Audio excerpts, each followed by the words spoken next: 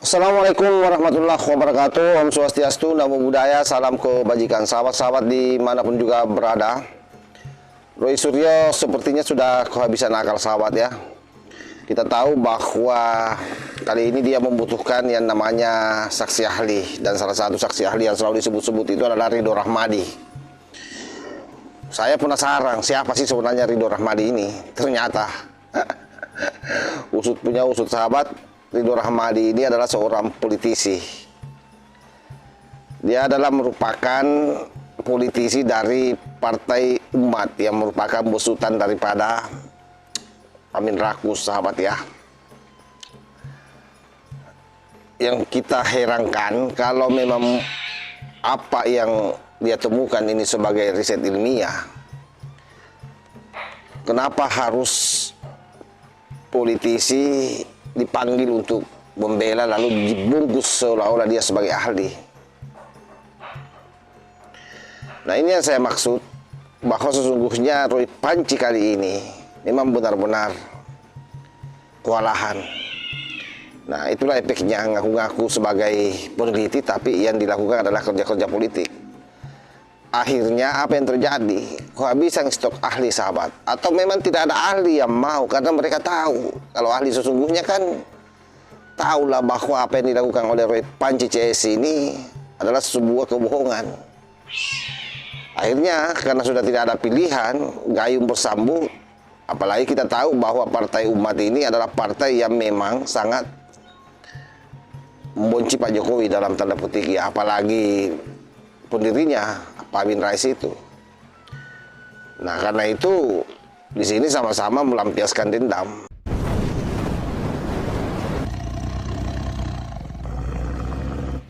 Sebenarnya politisi, kenapa kok dia tiba-tiba disebut sebagai ilmuwan? Atau siapanya nih, si Dodi, siapa namanya? Ridho Rahmadi.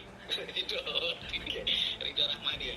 Jadi kelihatan banget bahwa dia ini ingin menghilangkan jejaknya sebagai politisi agar terkesan objektif gitu kan. Oh iya. Tapi sepanjang 1 jam video dia tuh ngawur, ngarang semuanya gitu loh. Termasuk yang menyebut salah satunya bahwa menyebut buku itu ilmiah. Dari mana bisa disebut ilmiah? Gitu. Karena Bukunya Jokowi ini ya. Iya, Jokowi white paper ini. Karena sebelum dia disebut ilmiah, pertama dia itu harus ada pengujian dari Apa itu? diuji oleh tokoh-tokoh independen. Oh ini buku itu peer review lah gitu ya. Peer review. Buku itu harus minimal masuk jurnal dulu. Ada yang review, ada yang ini cacat logikanya, ada yang itulah. Ya. Ada yang membahas ini. Atau dia dikeluarkan oleh lembaga tertentu yang kredibel misalnya, yang diakui, Ya. universitas misalnya. Jadi kan bisa teruji. Nah, buku ini kan enggak. Dia dicetak dulu, baru kemudian diklaim sebagai ilmiah. Kemudian ketika orang bertanya-tanya pembandingannya apa, ini pokoknya syarat-syarat keilmiahnya tuh nggak terdukung gitu loh. Nah, saya akhirnya kenapa seorang yang katanya ahli IA yang kuliahnya sangat lama di luar negeri tadi bisa mengatakan bahwa buku ini ilmiah, bahkan dengan bahasa yang berbunga-bunga, Mustahil dibantah. mustahil dibantah gitu loh. Seolah-olah sudah kayak wahyu yang nggak mungkin salah. Itu kan bahaya, klaim yang sangat berlebihan, menyesatkan dan berbahaya. Ya, orang ini kan sebenarnya politisi. Kenapa kok dia tiba-tiba disebut sebagai ilmuwan? Atau siapanya nih, si Dodi, siapa namanya? Ridho nih. Jadi bayangkan saja, saking habis akalnya itu, politisi dibaluri sebagai ahli sahabat. Dan hemat saya ini bukan sebuah bentuk kekeliruan kecil, tapi ini adalah merupakan blunder telak yang membongkar agenda sebenarnya. Jadi kalau kita mau buka-bukaan, fakta pertama yang bisa kita lihat dari video ini, kelihatan bahwa memang Roy Suryo atau Roy Panci ini gagal mendapatkan saksi ahli yang kredibel dan independen. Itu poin pertama. Karena apa? Politisi Pak yang dilibatkan menjadi saksi ahli. Dia bukan berasal dari lembaga forensik resmi, bukan juga akademisi lintas kampus, apalagi ahli yang bersertifikat. Yang muncul justru Ridho Rahmadi yang merupakan politisi Partai Umat. Dan disinilah masalahnya. Sebab sekali lagi Ridho Rahmadi ini bukan ahli forensik dokumen. Ia bukan peneliti independen, apalagi akademisi netral, sangat jauh karena dia adalah seorang politisi yang aktif sahabat. Sekali lagi ya, Panci memang benar-benar berupaya menutupi seluruh kebohongannya, tapi tetap saja ketahuan.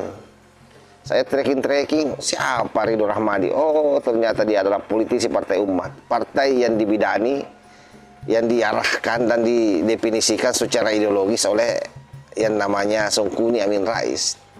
Dan saya yakin publik itu kan sudah tahu semua bagaimana Pak Amin Rais adalah merupakan lawan politik yang paling terbuka sejak lama terhadap Pak Jokowi, sahabat. Jadi pertanyaannya saya kira memang tidak rumit. Bagaimana mungkin kader partai oposisi ideologis diklaim sebagai ahli? Tentu jawabannya tidak mungkin dia adalah ahli. Ini bukan lagi konflik kepentingan terselubung. Tapi hemat saya ini adalah merupakan konflik kepentingan yang dipertontonkan tanpa rasa malu.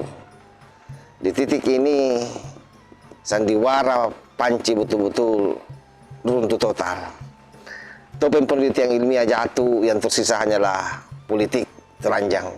Dan ketika seorang politisi dipoles sebagai ahli, itu artinya bahwa Roy Panci ini tak lagi bicara data, melainkan mengandalkan barisan ideologis. Sekali lagi, ini bukan metodologi ilmiah, ini adalah merupakan metode persekongkolan narasi. Jika risetnya kuat, mengapa harus politisi yang membela? Kan itu jadi pertanyaan, sahabat.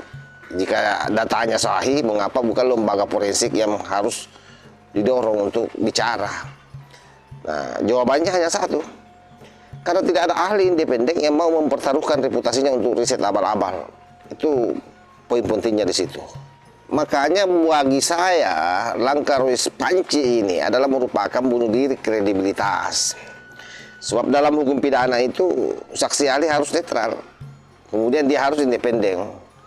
Karena bagaimanapun kalau dia punya kepentingan, itu bukan lagi saksi ahli namanya. Orang-orang yang menjadi saksi ahli itu setidaknya dia bebas kepentingan. Menghadirkan politisi justru memberi pesan keras kepada publik dan aparat. Ini agenda politik, bukan pencari kebenaran. Itu yang mesti sahabat-sahabat pahami sampai di sini. Dan ini penting untuk di blow up supaya rakyat tahu, jangan sampai menganggap Ridho Rahmadi ini betul-betul adalah ahli, tapi ini adalah politisi.